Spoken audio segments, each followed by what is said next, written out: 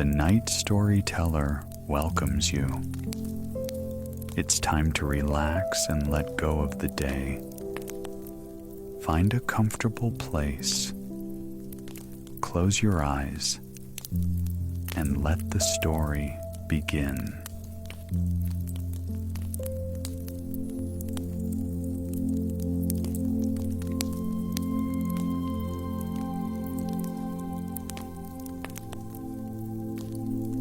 Fairy Forest Cottage.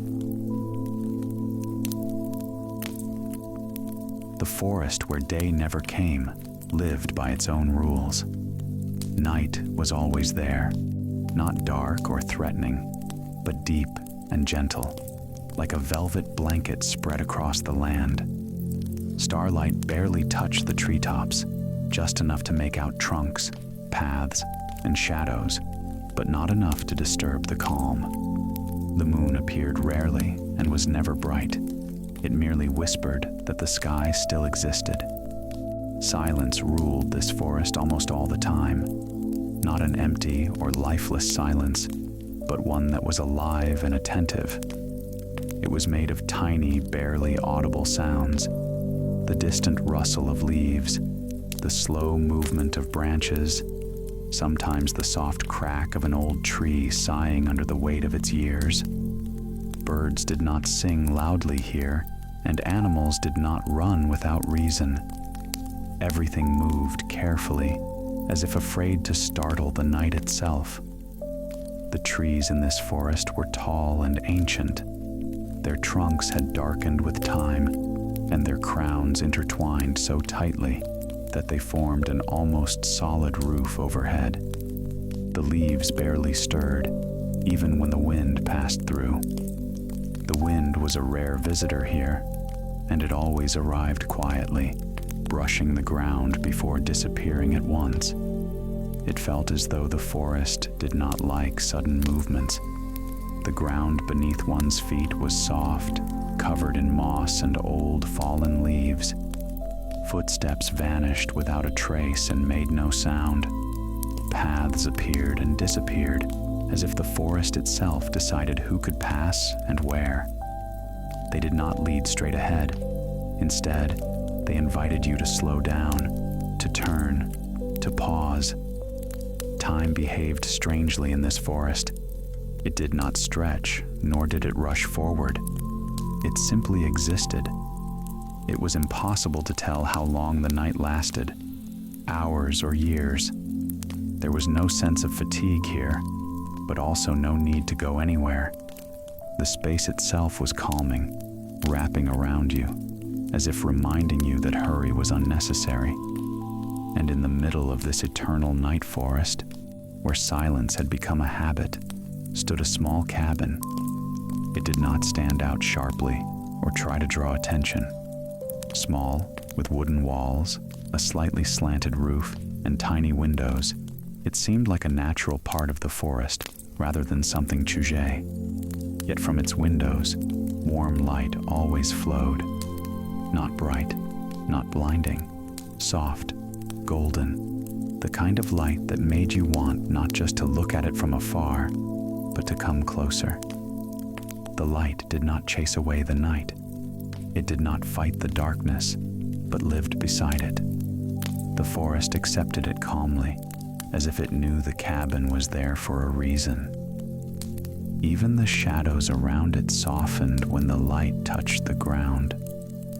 It felt as though the night itself breathed more slowly near the cabin. No one remembered when it had appeared. There were no stories about its construction, no memories of the first fire glowing in its windows. It simply was, just like the forest and the night, and anyone who found themselves nearby could feel it. This place carried peace. It was another ordinary night in the forest where morning never came. Silence lay evenly between the trees, just as it always did, and the stars shone calmly and distantly. The night did not change. It simply continued. It was on this very night that a small girl came into the forest for the first time. She was still very young, with slender shoulders and a careful way of walking, as if the world around her demanded quiet from her. Her hair fell in soft strands, slightly tousled from sleep, and her eyes were attentive, dark, and curious. There was no fear in them, rather a gentle, pure curiosity, the kind that appears when something unknown seems not dangerous, but inviting. She was used to looking around slowly, noticing small details, listening to silence. The girl lived with her mother on the edge of the forest, in a small house that stood a little apart from the others. The house was simple, wooden, with a low ceiling and narrow windows. During the day it seemed modest and almost unnoticeable, and at night, quiet and cozy. Inside, it always smelled of wood and cleanliness. There were not many things, but each had its place, as if the house itself knew how everything should be. The girl's mother loved silence just as much as she did. Loud sounds were rare in the house. Evenings passed calmly under the soft light of a lamp, and nights arrived without sharp transitions. Outside the windows, there was always the darkness of the forest, familiar, constant, almost native. The girl often looked out the window before sleep, watching the shadows between the trees. But usually they were all the same. But this night was slightly different. Through the window, she noticed a light, small, warm, almost motionless.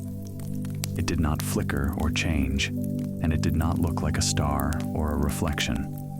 The light came from deep within the forest, from a place where usually only darkness ruled. It seemed foreign and at the same time very calm, as if it were waiting to be noticed. The light did not call and did not frighten. It simply existed, and that was exactly why it awakened curiosity. The girl quietly stepped out of the house. The night accepted her without resistance. The air was cool but gentle, filled with the scent of moss, bark, and old leaves. The forest did not change because of her presence. The trees stood as they always had. The shadows did not shudder. A path appeared beneath her feet, as if by itself, barely visible, yet clear. Her steps were light. The ground did not creak or crunch, as if it knew that noise was unnecessary here. Branches did not cling to her clothes, and bushes did not block her way. It seemed as though the forest allowed her to go farther, watching attentively, but without interference. The light among the trees grew a little closer.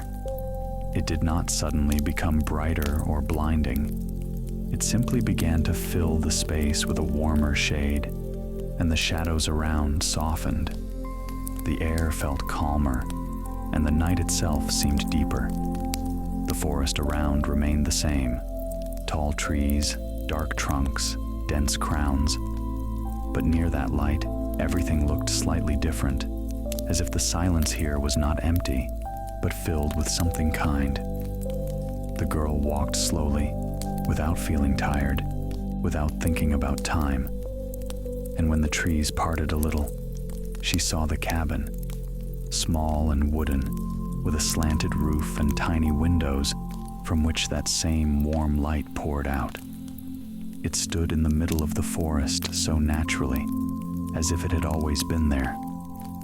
The light from the windows did not drive the night away, but made the space around cozy and calm. It seemed that the silence itself had grown deeper and softer here. The girl stopped. The forest around was silent, and the cabin glowed evenly and patiently, as if it were waiting. The girl stood in front of the little cabin for a few more moments, as if allowing herself to grow used to its presence. The light in the windows did not change, did not flicker, did not fade. It felt constant and confident, as though it needed no explanation. When she took a step forward, the wooden boards beneath her feet did not creak, as if they had been waiting for this very movement. The door opened easily, without effort, and the girl stepped across the threshold. Inside, the cabin turned out to be almost empty. In the center of the room stood a table, simple and solid, made of darkened wood, bearing the marks of time. Small scratches, smoothed edges, uneven places that spoke of many years of use. It did not look abandoned, yet it was not new. It seemed as though it had always stood there and always would. On the table stood an old lantern. The lantern was the only source of light in the cabin. The metal of its frame had darkened, but the glass remained clean and clear. Inside burned a small flame, steady, warm, alive. The fire did not waver, did not change shape, did not grow smaller. It consumed nothing, yet shone as if it understood its purpose. This flame did not hurry, nor did it fade. The girl slowly stepped closer. She looked at the lantern attentively, as if trying to understand what it was truly made of. Metal, glass, or something else entirely. Something without a name. The light gently settled on the walls, the floor, the ceiling, creating no harsh shadows. From within, the cabin felt larger than it appeared from outside, not because of space, but because of sensation. She looked around. The walls were bare, without shelves, without pictures, without any trace of everyday life. The floor was clean and even, without rugs. There was no bed, no stove, no chests or cupboards. Nothing suggested that someone lived here. And yet, the thought that this place was abandoned never arose. The girl stepped outside again and looked at the cabin from without. The light in the windows remained unchanged. The forest around it had not shifted. She slowly walked around the building, carefully watching her steps, the walls, the roof. From the back, the cabin looked just as simple. No hidden doors, no extra windows, no signs of anything concealed. Only wood, darkened by age, and light that seemed to pass straight through it. She went back inside. Now the girl looked differently, not with searching eyes, but with feeling. She stood near the table without touching it, and once again gazed at the lantern. Why was there nothing else here? Why was this space so open, so unfilled? It seemed as though the cabin had been intentionally left empty, as if it did not wish to distract attention from a single thing. She walked around the room once more, slowly, step by step. She bent down, looked beneath the table, examined the corners, let her gaze travel along the walls. Nothing changed. There were no hidden mechanisms, no secret markings, no concealed stairways. Everything was in plain sight. And then a strange feeling appeared. Perhaps there truly was no secret here. Perhaps the entire purpose of this cabin lay in the absence of the hidden, in the fact that there was no need to search beyond what the eye could see. The lantern shone, the table stood, the cabin existed. They explained nothing, yet they concealed nothing either. The girl stopped in the middle of the room. The lantern's light wrapped around her gently, without pressure. It did not demand attention, yet it held it. And in that moment, it became clear. Sometimes the greatest mystery is a place where everything is too simple to seem important. When the girl stepped out of the little cottage, the light remained behind her exactly as it had been before. It did not grow dim, and it did not follow her. It did not try to explain anything or hold her back. It simply shone, calm and steady, within the forest where night never retreated. She walked back along the same path, and the forest received her with the same quiet attentiveness as before. The trees stood motionless, the shadows fell in familiar shapes, and the ground beneath her feet felt soft. Yet something inside her had changed. The girl suddenly understood. There had been no hidden secret in that cottage, because none was needed. The light did not exist to call, to amaze, or to transform. It was there simply to be.